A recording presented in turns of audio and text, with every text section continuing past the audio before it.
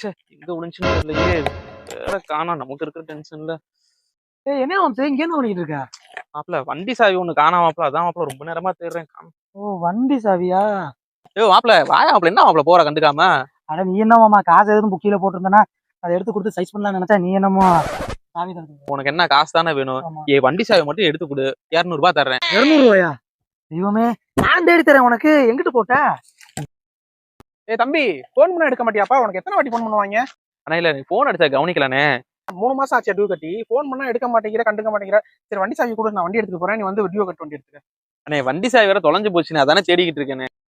உனக்கு போன் உடையும், சாவி தொலையும் விட்டா நீ உன்னையவே காணான்னு சொல்லி என்கிட்ட வந்து சொல்லுவ. நான் வண்டி ஸ்பேர் கீ போட்டு எடுத்துட்டு போறேன்.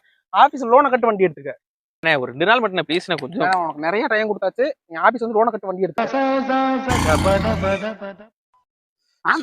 வண்டி மாம்சு ஏ பாத்தியா, கிடைச்சிருச்சு வண்டி சாவி கிடைச்சிருச்சு. எனக்கு 200 ரூபாய் கிடைச்சிருச்சியா? இந்த அப்படி சாவி அப்படி எடு எடு எடு காசு. இல்லே நானே வண்டி டியூ கட்டலான்னு வண்டியை தூக்கிட்டு போயிட்டானே, வெறுப்புல இருக்கிறேன். உனக்கு 200 ரூபா வேணுமா? 200 ரூபா ஓடி போயிரு.